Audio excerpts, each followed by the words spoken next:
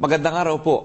Muli po ako nagpapasalamat sa suportang ibinigay nyo sa programang ito. Ngayon po ay nasa buwan ng Marso, kaya isa naman pong paksa para sa kababaihan ang pag-uusapan natin. Dito po yan sa Asin at Ilaw.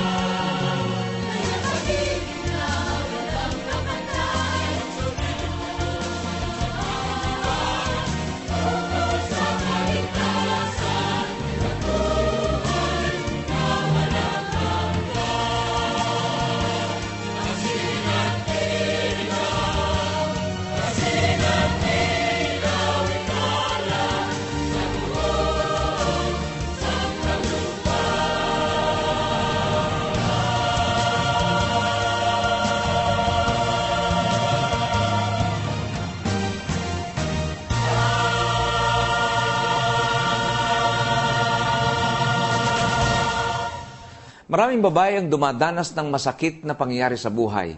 Dahil dito, posibleng naniniwala sila na hindi na sila makakabangon, maaring sa kabiguan o sa kahihiyan. Sa pagkakataong ito, kapatid, gusto kong i-restore ng Panginoon. Talakayin natin ang paksang God restores the dignity of women. Iba't ibang karahasan ang maaring sapitin ng isang babae na halos buong buhay niyang dadalhin. At masabi nating isa sa pinakamatindi ay ang mapagsamantalahan siya, sexually, ng kanyang sariling kapamilya. Hindi lamang sa mga kadalagahan, kundi maging sa mga batang babae ay nangyayari ang ganyan. Hindi po ako babae, pero naniniwala ako na napakatindi ng sakit na dulot nito sa isang babae. Ay, tingnan mo, ang ganda-ganda ng bridal gown. Gusto ko pag kinasal ako, ganyan kagandang isusuot ko. Buti ka pa, may karapatan kang magsuot ng ganyan kagandang bridal gown. Bakit naman? Wala ka bang karapatan magsuot nito? Kasi 'di ba, para lang yan sa malilinis na babae. 'Di ba, kunwento ko sa'yo noon, nung bata ako, inabuso ko ng tatay ko. Kaya nga hindi na ako nag-asawa kasi pakiramdam ko, wala lalaki magseseryo sa akin.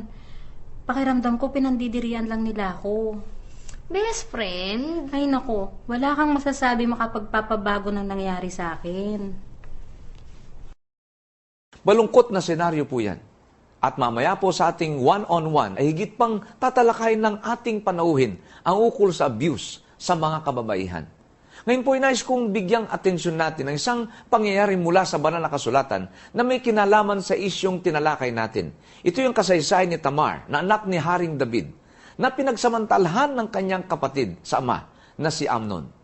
Nakalagay po ito sa buong istorya na ito sa aklat po ng Ikalawang Samuel, Kabanatang 13, 1 hanggang 22. Ang nais ko pong pagkukulan natin ng pansin ay yung dalamhating na dama ni Tamar sa ginawa po sa kanya ng kanyang kapatid na si Amnon. Sa nangyari naman kay Tamar, paano niya in-express ang matinding kapigatian? Atin pong basahin. Kung meron po kayong hawak na Biblia ngayon, Ikalawang Samuel, Kabanatang 13, ang talatan po ay mula 18 hanggang 19. At ganito po ang ating mababasa. At siya'y may suot na sari-saring kulay, sapagkat ang mga gayong kasuotan ang sinusuot ng mga anak na dalaga ng hari. Nang magkagayoy, inilabas siya ng kanyang alipin na tinrangkahan ang pintuan pagkalabas niya. At binuhusan ni Tamar ng mga abo ang kanyang ulo, at hinapak ang kanyang suot na sari-saring kulay na nakasuot sa kanya. At kanyang ipinatong ang kanyang kamay sa kanyang ulo at ipinagpatuloy ang kanyang lakad na umiiyak ng malakas habang siya'y yumayaon. Sa panahong yon, ang paglalagay ng abo sa ulo ay sumisimbolo sa matinding kalungkutan o pagdadalamhati. Ginagamit niya ang abo bilang paalaala ng mortality of man, lalo na sa paningin ng Diyos. Ipinapakita nito na desperado sila sa kahabagan ng Diyos dahil hindi nila kaya kung wala ang kanyang tulong sa panahon ng kanilang pangangailangan. Kaya para po kay Tamar, labis-labis ang kanyang dalamhati. Nanatili siyang anak ng hari pero namuhay siyang tulad ng abandonadong babae. Naniwala siyang wala ng saysay ang kanyang buhay. Tulad po ng paniwala ng maraming nakaranas ng gayong mapait na bagay sa ating kasalukuyang panahon. Masabi po nating partly responsible dito si Haring David dahil wala siyang ginawang positibong hakbang.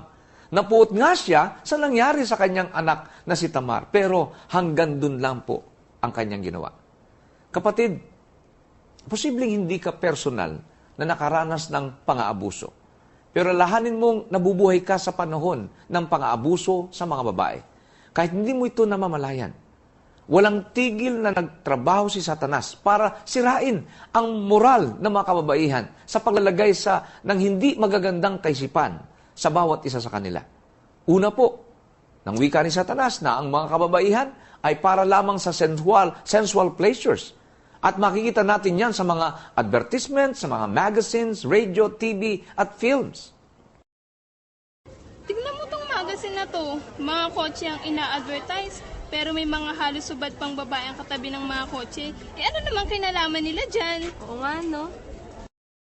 Ikalawa, inisip ng marami na kailangan na magparetoke o cosmetic surgery para higit silang mas maganda. O kaya kailangan maputi para mas attractive, o kailangan straight ang buhok para in. Hindi raw okay ang kayumanggi o maging kulot ang buhok. Ikatlo, maraming babaeng tila tumatalikod na sa femininity. Pero pursigido silang ipakita na kaya rin nilang gampanan ang trabaho at propesyon ng mga lalaki. Ikaapat, nandyan din ang pag-iisip na ang pagiging plain housewife ay mababa at hindi successful. Parang gusto ko lang pagsisihan iniwan kong trabaho ko. Para sa pamilya ko. Sasawa na ako sa routine. Araw-araw, maglinis, magluto, maglaba, maghatid sundo sa mga bata. Hanggang dito na lang ba ako? Nakita po niya yan? Hindi na makadama ng kagalakan sa paglilingkod niya sa pamilya. Kaya ganun po ang kaisipan na nilalagay ni Satanas sa kanila. Ang panghuling halimbawa ng paninira ni Satanas sa moral ng mga kababaihan ay ang paglalagay sa kanila ng kaisipan na they deserve mistreatment, na dapat lang silang magdusa, dapat lang silang mahirapan. Napakagrabe pong mga ini-inject ni Satanas na yan sa isip ng maraming babae. O maaaring inisip ng ilang kababaihan na sila hindi affected ng paninira ni Satanas sa kanilang moral. Well, malalaman nyong kayo'y affected kung ginagawa nyo ang lahat para maging maganda o desirable. Kapag doon nyo lang naramdaman na kayo acceptable. Kapatid, sa oras na ito, nais kong malaman mo na may Diyos na buong pusong tumatanggap sa iyo. Nais kanyang i-restore. Sa nangyari kay Tamar, nakadama ng puot ang kanyang amang si Haring David. Pero wala naman itong ginawa na namang aksyon para makamit ni Tamar ang justice. Ang ating Diyos ay nagagalit din kapag may nang-aabuso sa mga kababaihan. Pero ang kaibahan, mapagkakatiwalaan natin na gagawa siya ng tamang hakbang, sa tamang oras, at sa kanyang pamamaraan. Kailangan nating lahat ang tulong ng Diyos dahil hindi natin ma-overcome ang ating struggles kung wala po siya. Hindi simpleng pakikibaka ang pinagdaraanan natin. Ganyan nakasad po sa aklat po ng Epeso, Kabanatang 6:12. At ganito po ang ating mababasa mula sa sulat po ni Apostol Pablo. Epeso 6:12. Sapagkat ang ating pakikibaka ay hindi laban sa laman at dugo, kundi laban sa mga pamunuan, laban sa mga kapangyarihan, laban sa mga namamahala ng kadilimang ito sa sanglibutan, laban sa mga ukol sa espiritu ng kasamaan sa mga dakong kaitaasan. Kita po nyo yung ating pakikipaglaban sa mga kababaihang biktima ng pang-aabuso. Alam ko pong sobra ang inyong pagdadalamhati. Nawa makatulong sa inyo. Aklat po ng Isayas, Kabanatang 61, ang talatan po ay 3. Alam nyo, hindi abo kundi putong ng kagandahan at karangalan ang nais ilagay ng Diyos sa inyong mga ulo. Gusto niyang gamitin ang inyong buhay para magbigay luwalhati sa Kanya. Hindi po yan imposible. Sa kabila ng lahat ng dinanas nyo, posible niyong maparangalan ang ating Diyos. Ang bawat babaeng tumanggap kay Jesus bilang Panginoon ng kanyang buhay ay tumanggap ng mga sumusunod. Una, restoration. Isa ka ng bagong nilalang, a new creature in the eyes of God. Hindi ka na alipin ng nakaraan. Tatandaan mo yan. Ikaw ay bago ng nilalang. Binago na ng ating Panginoon. Ikalawa, royalty. Ikaw ngayon ay anak na ng pinakadakila, pinakamataas, pinakamakapangyarihang Diyos. Membro ka ng tinatawag nating royal priesthood ng ating Panginoon. Ikatlo, honor and purity. Yes, honor and purity. Naniniwala ako na ang babaeng ni-restore ni Kristo ay mga virgin daughters of the King. Dahil ang biblical image of womanhood ay karangalan at kalinisan. Mga kapatid, Satan desires to have women in a stronghold of exploitation. Alam niya kasi kung gaano kalaki ang impluensya ng mga babae. Gusto niyang maramdaman ng bawat babae na siya'y mababa, talunan at patapon ang buhay. Pero kung si Kristo'y tatanggapin ninyo, tatanggapin po ninyo ang kanyang restoration. No, ang bawat babaeng naging biktima ng pang-abuso ay tulungan ng Holy Spirit na maging malaya. Malaman nyo na ang identity ninyo kay Kristo at maniwalang kayo malinis na at marinang lumakad na may kapayapaan at may pananagumpay sa pangalan ng ating Panginoong Kristo. Pagpalain naman po tayo sa ating napag-aralan ngayon, naway naging isang malaking tulong sa atin ang lahat ng ito upang lalo po tayong maging malapit na malapit sa ating Panginoon. Mamaya po ay may one-on-one interview si Brother Joe Orellasa sa ating expert na si Ate Sonia Andrada. Pagkatapos ng tanging bilang mula po sa Praise Team.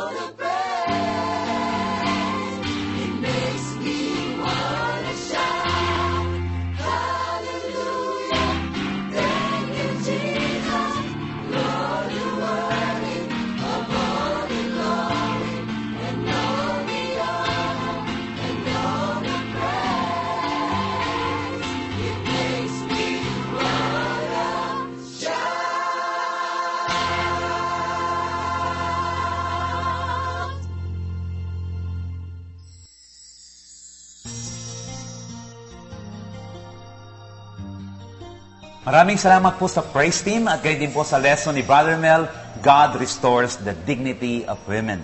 Isa pong napakalaking karangalan sa programang ito na ating ma-interview, ang isa pong babae na ang kanya pong specialty ay magbigay ng counseling or ng mga pagpapayo sa mga abused women. We would like to welcome to this program Ate Sonia Andrada. Welcome, Ate Sonia. Maraming salamat po, Pastor. At salamat din po sa inyong oras. Una, Ate Sonia, ano po ba ang mga types at degrees ng violation at abuse sa isang babae? Ang types po ng mga violation or abuses sa mga babae, unang-una na siguro ay ang physical abuse, no? Kung saan po nandoon yung mga pananakit, pambubugbog. Ang pangalawa po ay kinoconsider ding abuse, ang verbal abuse, ang pagsasabi ng mga bagay na hindi nakapagtataas ng dignidad, kundi demoralize at nakapagpapababa pa nito. At ang isa pa pong uri ay ang emotional abuse, kung saan po kinukuha yung emosyon ng babae. Madalas po ito yung nagsisimula sa bahay, kapag ka ang bata ay nakukondisyon na para lamang makuha niya ang kanyang gusto, siya ay susunod sa ipinag-uutos sa kanya. Everything is conditional, ano, para lang masunod yung gusto niya, bibigyan ng kung ano-anong mga pananakot paminsan siguro, ano, pag hindi mo ginawa yan, hindi kita mamahalin. Diba? Kasama po yun. Kasama yun. Ako, meron pa po ba? Ang isa po na pinakamatindi, ang dagok sa babae usually ay ang sexual abuse. That is happening. Yes, sa sexual abuse po, dalawang uri ito, yung tinatawag na intrusive at non-intrusive. Sa intrusive po, ito yung mga rape, paninilip, panghihipo. Intrusive, okay? Yes. Non-intrusive naman po, ito yung nangyayaring pang-aabuso sa mga prostitutes, sa mga naka-feature sa mga magazines, na kapag titingnan, hindi yan abuse kasi meron silang kinita or pumayag sila. Pero kung tutusin po, ito ay isang uri ng pagpapababa ng dignidad ng isang babae. Therefore, it is a form of abuse. Well, sino po ang kalimitang gumagawa ng mga ganitong bagay sa kababaihan? Isang katotohanan po na talagang nakakalungkot ay ang nangyayari ang mga bagay na ito kadalasan po sa bahay. Marami po ang mga domestic abuse na nare-report at ang marami pa po ay hindi nare-report. Ate Sonia, sa inyong pong experience as a counselor, alam ko marami na kayong napayuhan ng mga abused women. Ano po ang nangyayari sa loob ng puso ng isang babae, sa kanyang isip, sa kanyang spirit, sa kanyang emosyon kapag siya po ay na-violate o na-abused? Ang babae po ay ginawa para alagaan, mahalin, i-nurture. Kapag ka po ito ay wala, and in the absence of that, ay nababiolate pa siya at naaabuso pa. Tama. Yung pong puso, yung feminine soul, ay nasasaktan, nasusugatan. At dahil po dito, gumagawa ang babae ng kanyang sariling strategiya or strategy para protektahan ang kanyang sarili. At karaniwan po, kung titingnan natin ang pendulum, may dalawa itong extremes. Sa isang extreme po, nandoon yung ayoko nang magtiwala. Ako na bahala sa sarili ko. Wala palang mapagkakatiwalaan. So, yan yung mga pinagdadaanan niya, no? Ng mga damdamin, kaisipan, ano? Okay. Ano pa po? Nagiging matapang na para bagang leon. Huwag niyo akong kantiin kasi hindi na ako papayag na masaktan na muli. Sa kabilang extreme naman po, nandoon yung para bagang nagiging vacuum cleaner na hinihila lahat at sasabihin, mahalin niyo ako, isatisfy niyo ako, make me feel complete, etc. etc. So, dalawa pala, ano? Lagi may pendulum, ano? Parang swing of pendulum sa babae, ano? Minsan, karamihan po extreme, nasa gitna. Karamihan po nandito sa in-between. Meron pa po? Of course, nahihirapan po siyang kilalanin ang kanyang self-image. Kung sino ba talaga siya. Nilikha siya ayon sa wangis ng ama. That is correct. Pero hindi niya ito nakikita. Dahil nga sa siya isang babaeng inabuso. Opo. Okay. Well, paano po kaya ma-overcome? Ano? Alam natin, nariyan na yan. At marahil nga, ayaw man nating mangyari, nangyari na. Paano po ma-overcome ng isang babae yung ganung damdamin at ganung pag-iisip? Malaking-malaki po ang role ng simbahan sa ganitong mga problema. Dahil kagaya ng iba't iba pang forms ng problema ng tao, ang mga tao pong naabuso usually ay nawawalan ng tiwala, no, sa sarili, Trust. sa ibang tao, at ganoon din po sa Diyos, no? At kinakailangan po na mabigyan siya o matrato siya ng merong dignidad. At ang komunidad, ang iglesia ay makakatulong sa kanya. Opo. At kailangan din po na magkaroon sana na mag-create tayo, tulungan natin na mag-create ang iglesia, ang pamilya, ng environment na siya ay parang mas safe. At parang pwede support siyang group. Ano? Kasama po yun. Magkakasama ang mga abused women. Kaya lang walang mag-a-appear eh. Pag nagtaas, sige po, meron po tayong ministry to the abused. Pero pareho, walang pupunta eh. Yun po yung problema Diba? natin kadalasan. Bakit ako lalantad? Hindi ba? So, may solution pa po bukod sa kung nahihiya, how can we help? How can the church minister? Of course, counseling is a very good way to help them. Dahil mas madalas po, mas magbubukas sila. Kapag ang kanila pong kausap ay isa lamang at alam nila na tumutulong sa mga kagaya nila. So, ito po, ayoko ma-miss itong tanong na ito. Paano po natin mare-recognize ang mga symptoms o signs ng mga abused sa isang babae o yung naabuso na itong babaeng ito o may nangyayari na sa babaeng ito? How can we recognize the signs ng abused? Usually po, ito ay mga extremes, no, na mga tugon, ng mga kaganapan. Opo. Minsan, mapapansin na lang natin, bigla, wala na siyang focus, wala na siyang concentration, hirap siya sa pag-aaral o hirap siya sa pagtatrabaho. Kung minsan naman po, sa mga sexually abused women, merong mga simptomas na parang ligo ng ligo ang isang babae. Gusto nila yung sense na malinis sila. Yung iba naman po ay nagsusuot ng patong-patong na damit dahil feeling nila yun ang protection nila para sa kanilang katawan. Ano po? Yung iba ay hindi makatulog.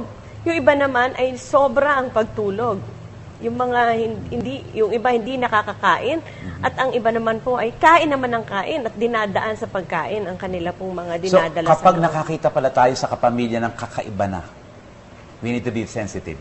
Yes. And we need to take it seriously. Opo. Yeah. Yung po bang pakiramdam ng isang abuse at yung pag-iisip, yung po bang mga naranasan niya sa puso niya, sa kalooban niya, pwede pa po bang ma-erase yun, mabura yun, ano? At paano po magiging totoo sa kanila yung, sabi nga po, yung binanggit kanina ni Brother Mel doon sa Isaiah 61:3, paano po yun? Paano po mangyayari sa isang abused woman yun? Abused woman. Kung ma-erase po ba ang mga... Posible ho ba? Opo. Medyo mahirap po yun. Mahirap na. Pero, any form of painful experience, for that matter, kasama ang mga experience sa abuse, ano po, ito ay pwedeng maging instrumento para lumapit ka sa Diyos o lumayo ka sa Diyos.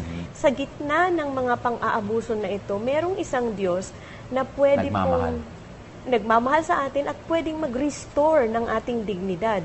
Ano man yung nasira sa atin in the past, this God can bring it back doon sa kung paano niya gusto tayong alagaan, kung paano niya gustong ipakita sa mundo ang kanyang biyaya, ang kanyang glory sa pamamagitan ng ating mga karanasan. At kapag nangyari po yun, nagkaroon ng healing sa loob, ang ating pong mga kwento ng pang-aabuso ay hindi na lamang kwento natin, kundi nagiging kwento ito ng Diyos. Amen. Amen. Nagiging kwento ito ng kanyang kabutihan, ng kanyang kapangyarihan, ng kanyang I like that. biyaya. At Sonia, thank you very much. Salamat sa iyo, lalo tigit na sa sinabi mo na ang isang babaeng gumaling, na isang abusado dati, na abused dati, pag siya naging magaling na, ay magiging kwento na ito ng Panginoon. I like that. Napakaganda po ng binitawang mga salita ni Ate Sonia. And palagay ko po nakapag-ministeryo ang ating kapatid na ito. At kung meron pa po kayo mga gustong malaman mula po sa kanya o sa programang ito, just contact us, just call us, and we will try our best to help you. Marami pong nanonood dyan na kailangan pag-ministeryohan. We know and understand you need help. And that help is not from us. That help is from God and God alone. At yung inyong kwento ay magiging kwento ng Diyos. Ibig sabihin, you will be totally healed by His comfort and by His presence and by His power. Maraming pong salamat sa inyong patuloy na panonood sa programang ito. Maraming salamat sa iyo, Ate Sonia, sa karagdagang mga kaalaman kaugnay ng paksang tinalakay natin.